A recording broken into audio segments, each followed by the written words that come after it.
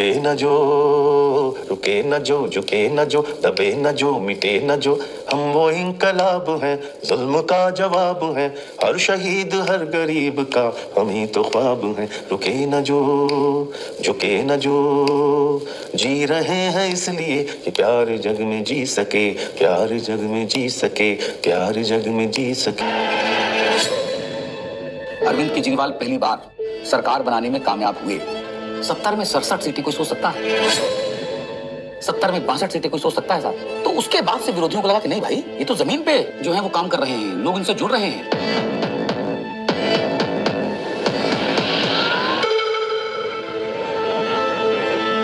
कहानी शुरू होती है तब से जहां से आम आदमी पार्टी ने पंजाब जीता। लोगों की भूख थी आम आदमी पार्टी की, उन्होंने कहा आम आदमी पार्टी हमें चाहिए, लोगों ने वोट दिया और पंजाब में आम आदमी पार्टी का जन्म हो गया। पंजाब के लोग जो हैं वो सच्चे बंदों को पसंद करते हैं और जिसके साथ दिल से जुड़ जाएं जुड़ जाएं।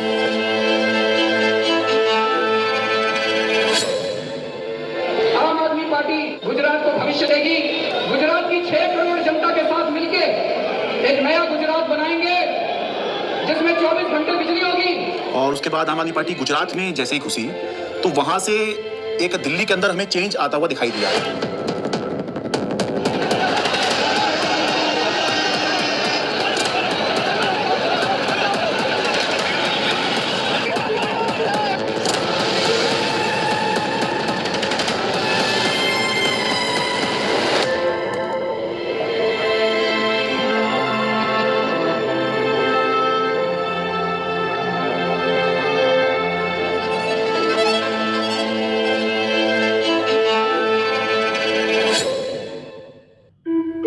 So it started, I think, with the arrest of Satyendra Jain ji, and मुझे लगता है कि ये स्ट्रैटेजी उनकी शायद रही होगी कि जो भी अरविंद केजरीवाल के सिर्फ आईज, ईयर्स, आर्म्स, हैंड्स, जो पूरी टीम है, कि अगर हम उस टीम को डिकैपिटेट कर देंगे तो हो सकता है कि काम रुक जाए। टेबल में बैठे होंगे बीजेपी के 3-4 लोग बड़े बड़े, बोले यार अब केजरीवाल को बेईमान साबित करने का क्या तरीका, क्या तरीका। किसी ने आइडिया दिया होगा कि कुछ घोटाला, बोले यार कोई घोटाला कैसे, कोई चिपकेगा नहीं इस आदमी पे।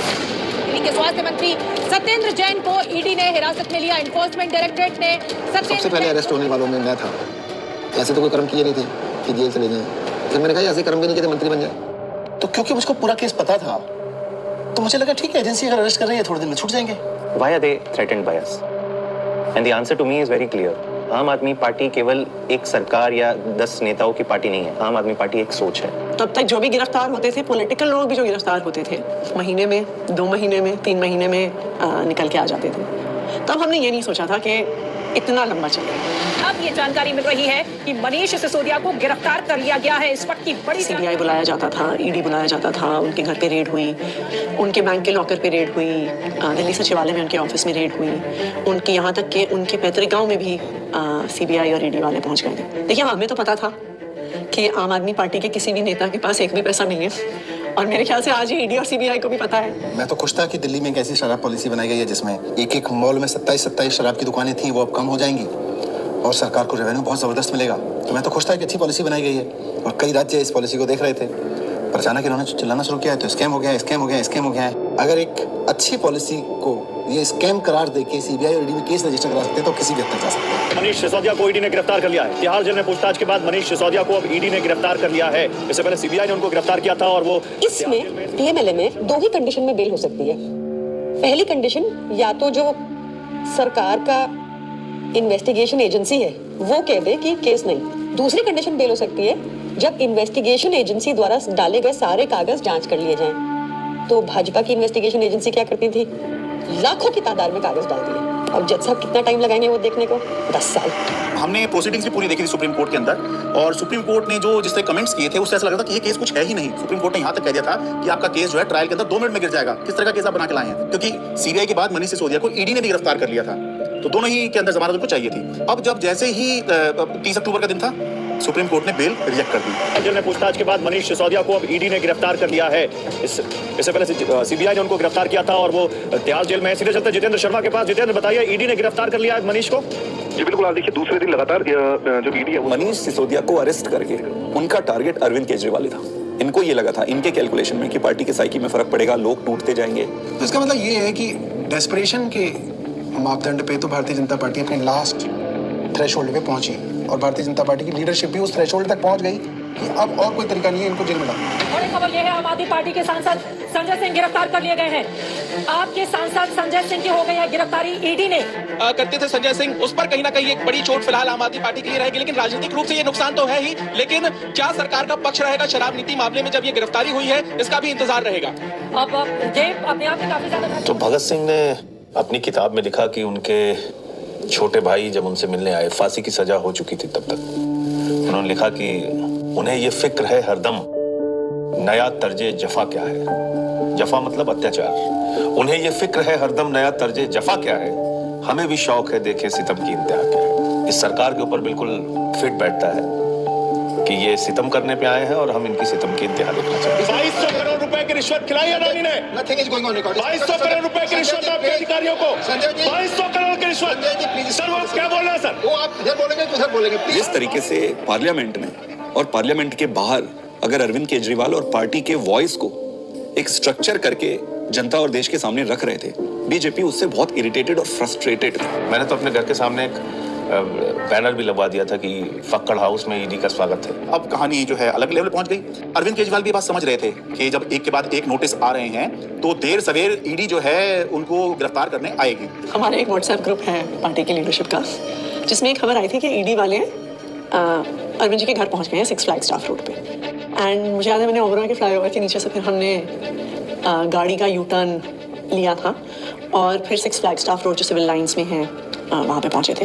मुझसे पहले सौरभ भारद्वाज पहुंचे थे वहाँ पे। इतने में उन्होंने बैरिकेडिंग दोनों तरफ कर दी, बट मैं बैरिकेडिंग से पहले ही जो है वो अंदर पहुंच गया था। मैं तो मेरे को अंदर से किसी का मैसेज आया which was very very sad thing to imagine.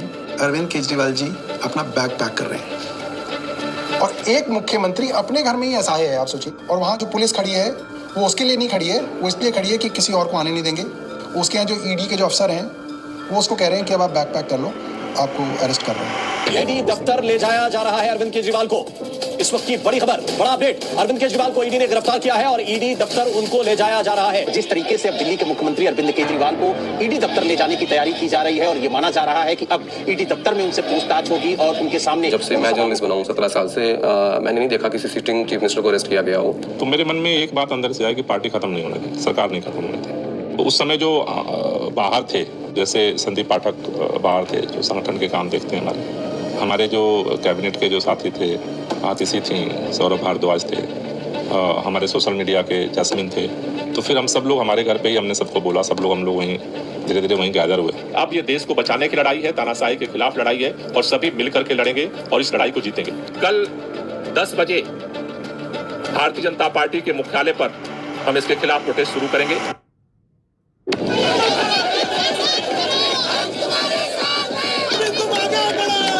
सबसे पहले मैं पहुंचा वहां।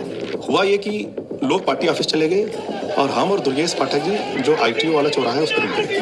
आईटीओ पे मैं जब पहुंचा तो मैंने देखा कि मेरे सामने ही आतिशी और सौरभ को अरेस्ट कर लिया गया।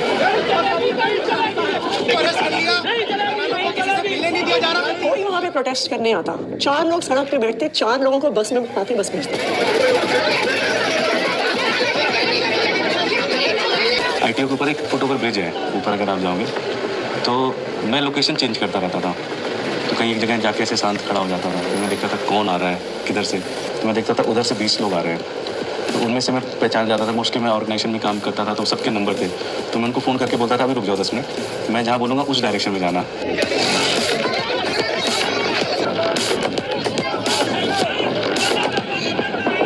कोई एक डिक्टेटोरियल लीडर है और वो चुनाव से पहले सारे ऑपोजिशन के नेताओं को गिरफ्तार करा लेता है और फिर कहता है कि जी मुझे तो 99% वोट्स आ गए, मैं popularly and democratically elected leader. Can I have water? इसको इधर रख सकते हैं बगल में, इस टेबल को इधर रखिए। 2013 में सबसे पहले लोगों ने हमें वोट क्यों दिया? हम तो कुछ भी नहीं थे, कभी कहीं सरकार नहीं चलाई थी, हम तो ये भी नहीं कह सकते थे हमने ये काम करके दिखा दिया, हमें वोट दो।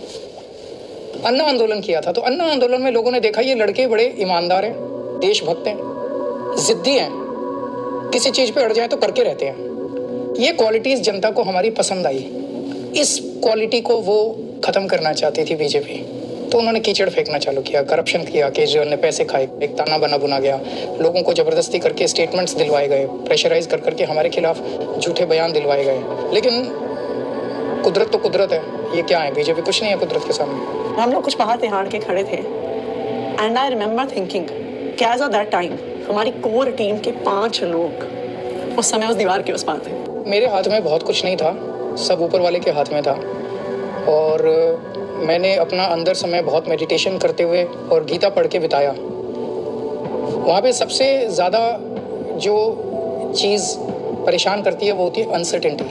उस 17 महीने में एक बड़ा हिस्सा मेरे अंदर उस सिपाही की तरह छटपटाता रहा जो देख रहा था कि उसकी पूरी फौज बाहर युद्ध लड़ रही है, और वो सिपाही जो हमेशा युद्ध में फ्रंट पे होकर लड़ता था वो आज बैरक में बैठा हुआ है। मैंने प्रयास किया कि घर के लोग 6 महीने तक, जब तक मैं जेल में रहा, मैंने प्रयास किया कि कोई मुझसे मिलने के लिए यहाँ पे ना आए, क्योंकि कई बार परिवार के लोग सामने आते हैं मिलने के लिए तो मन में एक अनावश्यक कमजोरी पैदा होती है। तो मैंने इस चीज़ को अवॉइड किया।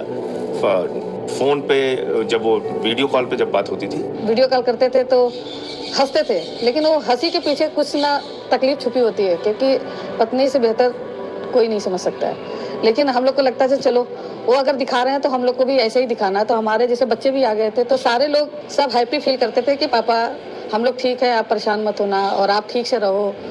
एक बारी ना कपिल मिश्रा ने आरोप लगाया था 2 करोड़ का कि सत्येंद्र जैन ने अरविंद केजरीवाल को 2 करोड़ की रिश्वत दी। तो मेरी बेटी स्कूल में पढ़ती थी तो उसका नाम स्कूल में 2 करोड़ ही रखा गया था। तो बच्चों के लिए बहुत, मुझे लगता है ये दौर ऐसा चल रहा है जिसमें कि बच्चों को भी स्पेयर नहीं किया जा रहा है। फैमिली के अंदर अभी तक क्या होता था कि अगर पॉलिटिक्स है तो 2 पॉलिटिकल पार्टीज के बीच में, अपोनेंट्स के बीच में, उसमें फैमिली इन्वॉल्व नहीं होती थी। अब थोड़ा सा लेवल कुछ ज़्यादा ही नीचे आ गया है। जब जेल में था तो परिवार को तो मिस नेचुरली करते ही हो आप, और विशेष रूप से जब आपकी वाइफ बीमार हो, आपका बेटा भी केवल कॉलेज में पढ़ता हो। तो उसने चिट्ठी लिखी, उसमें उसने बोला कि अगर आप इस वक्त मेरी चिंता करोगे, अगर आप इस वक्त इस बात को लेकर चिंता करोगे कि मैं परेशान हूँ, तो फिर ये मेरी देशभक्ति पे सवाल है।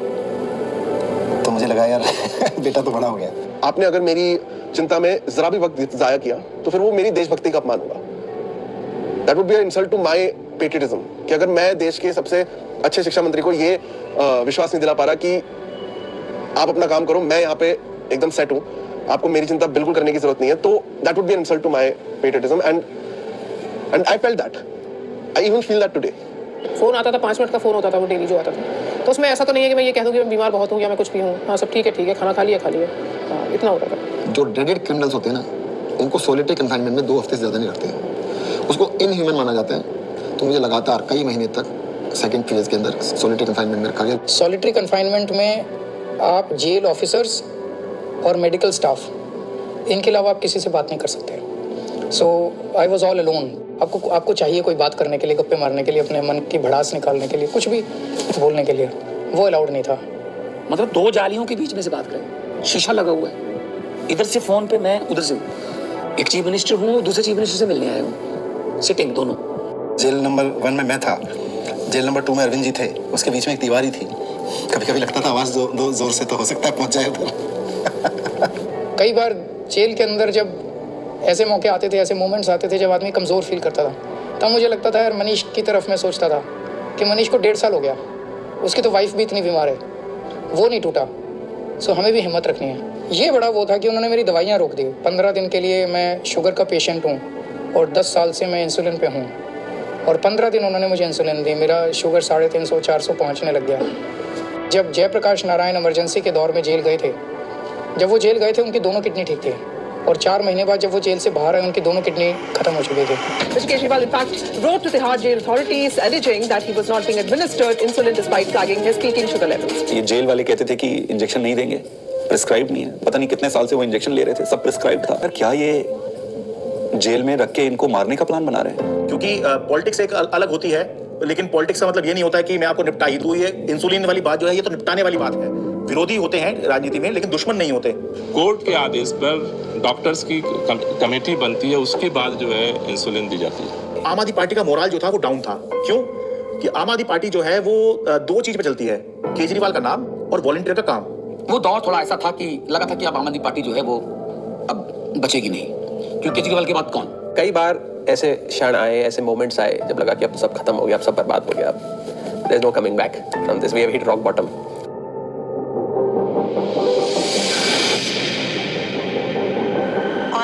I really admire her for her strength. वो खुद पब्लिक डोमेन में आई पहली बार. मुझे लगता है कि शायद रामलीला मैदान में जब उन्होंने बोला होगा, that was probably the first time that she ever gave a political speech. सभी भाइयों, बहनों, माताओं, बुजुर्गों, आप सभी को मेरी राम राम. अच्छा, मेरे को तो समझ नहीं आ रहा था अरविंद कैसे संभालते हैं. मैं तो बार बार यही सोचती थी कि वो तो हमेशा इसी उसमें रहते हैं. Such a turmoil. It is not easy. मेरी पत्नी ने आज तक कभी पॉलिटिक्स में पार्टिसिपेट नहीं किया था. कभी वो सामने नहीं आई, आपने कभी उनको नहीं देखा होगा. वो हमेशा शी एंकर्स द हाउस. लेकिन इस दौरान मजबूरी में उन्हें बाहर आना पड़ा, सामने आना पड़ा. कुछ प्लानिंग नहीं थी. इट्स जस्ट दैट कि मैं अरविंद जी से मिलने गई. उन्होंने कहा कि ये मेरा मैसेज पार्टी तक दे दो, क्योंकि ये एप्रीहेंडेड की पार्टी में तो बड़ी खलबली जो भी है. उन्होंने एक मैसेज दिया और उस मैसेज की मैंने एक वीडियो रिलीज कर दी, अरविंद जी का मैसेज. तो वो स्लोली स्लोली शायद एक एंकरिंग हो गई मेरी, और मेरा एक रोल डिफाइन हो गया, मेरी एक जिम्मेदारी डिफाइन हो गई. और जिस तरह से वो सारे पार्टी के सीनियर लीडर्स से, चाहे वो पंजाब के थे, चाहे वो देश भर के दूसरे राज्यों के थे, चाहे वो दिल्ली के थे, सबसे मिल रही थी, सबको हौसला दे रही थी और सबको एकजुट रखा उन्होंने. वो मुझे लगता है कि काफ़ी काबिल तारीफ है. उनके साथ जो है विधायकों की मीटिंग कराई गई ताकि सबका भरोसा बना रहे कि हाँ, घबराने की जरूरत नहीं है, अभी भी सब कुछ ठीक है. तो वो संवाद पार्षदों के साथ में, विधायकों के साथ में, मंत्रियों के साथ में, सांसदों के साथ में, ये सब सुनीता केजरीवाल ने ये सब किया. मुझे याद आ रहा है कि मार्च के शायद आखिरी दिन रहा होगा, दिल्ली के अंदर रामलीला मैदान में इंडिया ब्लॉक की एक बड़ी रैली हुई. और वो रैली इसलिए हुई कि एक तरफ अरविंद केजरीवाल को गिरफ्तार किया था, मौजूदा मुख्यमंत्री को गिरफ्तार किया था, देश में ऐसा पहली बार हुआ. दूसरी तरफ झारखंड के मुख्यमंत्री हुआ करते थे, उनको गिरफ्तार किया गया था. तो दिल्ली में आम आदमी पार्टी ने इसकी अगुवाई करी, इस इंडिया ब्लॉक की रैली की, और रामलीला मैदान में बड़ी रैली हुई. और उस रैली का जो अचीवमेंट था कि इंडिया ब्लॉक के सारे बड़े नेता उस एक मंच पर आ गए. अपनी सारी जितनी भी उनकी आपसी विवाद हैं, आपसी मतभेद हैं, जो होता है, होगा भी, पहले भी था, आगे भी होगा, लेकिन उसके बावजूद भी जब अरविंद केजरीवाल की गिरफ्तारी का मुद्दा था, तो उसको लेकर सोनिया गांधी, प्रियंका गांधी, राहुल गांधी, ये तीनों जो हैं उस दिन इंडिया ब्लॉक की रैली में आए. और सारे बड़े नेता जितने गठबंधन में हैं, चाहे वो अखिलेश यादव हों, शरद पवार हों, और उससे जो है एक माहौल बना कि बीजेपी से लड़ने के लिए, या बाद में बीजेपी ने जब ये इंडिया गठबंधन बनते देखा तो एनडीए भी कहना शुरू कर दिया. उससे पहले बीजेपी ही चल रही थी. एनडीए से लड़ने के लिए एक इंडिया ब्लॉक जो है वो अब बन गया है, जिसमें मिलकर जो है बीजेपी को चुनौती दे सकते हैं. भारतीय जनता पार्टी इसलिए इस मॉरल वॉर को हार गई क्योंकि हमारे तमाम नेताओं के गिरफ्तार होने के बावजूद भी हम एक दिन भी डिफेंसिव नहीं थे. ये जेल भेज दें, कितने मुकदमे हमारे पे रोज चल रहे हैं, कोर्ट की तारीख आती है, जाते हैं, भुगतते हैं, पुलिस वाले आते रहते हैं, एसएचओ बदलते रहते हैं, रोज मुकदमे होते रहे. आम आदमी पार्टी का जो डीएनए है वो भारतीय जनता पार्टी के आगे झुकेगा नहीं, दबेगा नहीं, रुकेगा नहीं, और आम आदमी पार्टी इसीलिए जिंदा है. एक अहम मुकाम जो था इस संघर्ष का तब आया जब अचानक से 2 अप्रैल को सुप्रीम कोर्ट ने संजय सिंह को जमानत दे दी. संजय सिंह को जमानत मिल गई है. आम आदमी पार्टी के सांसद संजय सिंह को जमानत मिल गई. जश्न का वक्त नहीं है, जंग का वक्त है. संघर्ष के लिए तैयार हो जाओ. जम के लड़ेंगे और लड़ेंगे. That was the time at which I felt कि शायद हमारी इमोशंस बाहर निकल कर आई. एंड जिस दिन मनीष जी की बेल हुई थी, और मुझे याद है उस दिन I was at a school inauguration. I am not very prone to being, मैं बहुत ऐसे इमोशनल व्यक्ति नहीं हूँ, पर उस दिन तो मैं स्टेज पर ही रोने लग गई थी. मैं एक पब्लिक उसमें थी, इनॉग्रेशन में थी. मनीष सिसोदिया को सुप्रीम कोर्ट से जमानत. इन्होंने स्टडी तो पूरा किया और उन्होंने सीढ़ी भी ठीक बनाई थी, बट वो सीढ़ियाँ ना, इसको ये नहीं पता था कि सारे केजरीवाल के रंग में रंगे हुए. डिले किया जा रहा है, डिले पर डिले. वो मनीष सिसोदिया की तरफ से नहीं, जब बल्कि प्रक्रियागत है. और तुमने सारे के सारे रिसोर्सेज यूज कर डाले. तुमने ईडी यूज कर डाला, तुमने सीबीआई यूज कर डाली, एसीबी यूज कर डाली, विजिलेंस यूज कर डाला, दिल्ली पुलिस यूज कर डाली, सारा मीडिया का नैरेटिव यूज कर डाला. पूरी पावर तुमने, मतलब कितनी गन पावर है बीजेपी की, आपने सब कुछ यूज करके इन सारे लीडर्स को अरेस्ट कर लिया. उसका रिजल्टेंट क्या है? 0. आम आदमी पार्टी के पूर्व मंत्री और वरिष्ठ नेता सत्येंद्र जैन को आखिर दिल्ली के राउज एवेन्यू कोर्ट से जमानत मिल गई है. हमें पता तो था ही कि आज नहीं तो कल नहीं तो परसों बाहर तो आना ही है, क्योंकि हमने कुछ किया नहीं है. अगर हमने कुछ किया होता तो शायद हम बीजेपी ज्वाइन कर लेते, जैसे बाकियों ने किया. अरविंद केजरीवाल को जमानत मिल गई है। जिस खबर का इंतजार आम आदमी पार्टी के नेता कार्यकर्ता लंबे वक्त से कर रहे थे, वो खबर आ चुकी है। अरविंद केजरीवाल को जमानत मिल गई है। अभी की बहुत बड़ी खबर, दरअसल अदालत तो ये इलेक्शन डिफाइन करेगा कि आम आदमी पार्टी कहां जाएगी, और अगर ये इलेक्शन अरविंद केजरीवाल जीतते हैं तो वो उस लीग में आ जाएंगे जहां पर ये चर्चा होने लग जाएगी कि अगर 2029 में लोकसभा का चुनाव होगा तो क्या अरविंद केजरीवाल प्रधानमंत्री का एक चेहरा हो सकते हैं, वो चर्चा होगी। नहीं, मैं कभी अपने आप को ऐसे नहीं सोचता कि मैं कभी पीएम बनूंगा, या कभी ऐसे भी नहीं सोचा था कि मैं सीएम बनूंगा। सो पीएम बनना मेरी जिंदगी का कोई मकसद नहीं है, लेकिन जो भी सरकार आए इसे खत्म करना होगा। मैं चुनाव के टाइम में चुनाव लड़ो, आपस में एक दूसरे को गाली गलौज मत करो। आपने जो काम किए वो जनता के सामने रखो, आप जो विजन लेके आए हो वो जनता के सामने रखो। जनता को जो पार्टी पसंद आएगी उसको जिताएगी। जीतने के बाद सारी पार्टियों को मिलके फिर काम करना चाहिए, देश के लिए काम करना चाहिए, चाहे पक्ष में हो विपक्ष में हो। विपक्ष को कंस्ट्रक्टिव क्रिटिसिज्म करना चाहिए ताकि सरकार अच्छा काम कर सके, लेकिन एक दूसरे का जेल में डालना ये अच्छी राजनीति नहीं है। मैं दिल्ली की जनता से पूछना चाहता हूं, मैं देश की जनता से पूछना चाहता हूं कि क्या केजरीवाल ईमानदार है कि गुनहगार है। दोस्तों, 2 दिन के बाद, आज से 2 दिन के बाद मैं सीएम की कुर्सी से इस्तीफा देने जा रहा हूं, और मैं तब तक सीएम की कुर्सी पे नहीं बैठूंगा जब तक जनता अपना फैसला ना सुना ले। Did you anticipate his resignation and why did he resign?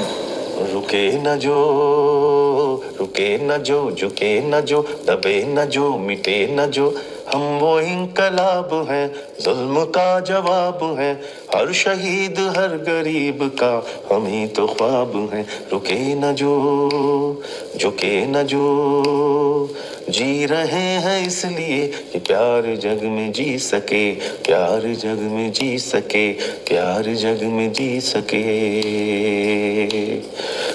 जब हमने पार्टी बनाई थी तब सभी नेताओं और मीडिया ने कहा था कि इनकी एक भी सीट नहीं आएगी, लेकिन जनता ने मुझे मुख्यमंत्री बना दिया। जब हमने 2014 में असूलों के आधार पर सरकार छोड़ी तो इन सब ने फिर शोर मचाया कि आम आदमी पार्टी खत्म हो गई, अरविंद केजरीवाल खत्म हो गए। लेकिन फिर जनता ने हमें 67 सीटों के साथ जीत दिलाई, और 2020 में हमने वो कर दिखाया जो किसी ने सोचा भी नहीं था। हमने अपने काम के नाम पे वोट मांगे, शिक्षा और स्वास्थ्य के नाम पे वोट मांगे। सबने कहा कि इस देश में शिक्षा और स्वास्थ्य पर कोई वोट नहीं देगा, लेकिन जनता ने फिर सबको गलत साबित कर दिया। जनता ने कहा अगर आप हमारे लिए काम करोगे तो हम आपको पावर देंगे। मैंने तो राजनीति में इतना ही सीखा है कि जब जनता अपना मन बना लेती है तो भले ही उनके सामने कितना बड़ा तानाशाह हो, पूरे सिस्टम की ताकत हो या बड़ी बड़ी पार्टियां हो, जनता सबको ध्वस्त कर देती है। जनता के सामने किसी का अहंकार नहीं चलता, और जनता से बढ़कर कोई अदालत नहीं है। इसलिए मैं जनता के बीच जाऊंगा और अब जनता फैसला करेगी। जुल्म का जवाब है, हर शहीद हर गरीब का हम ही तो ख्वाब है। रुके न जो।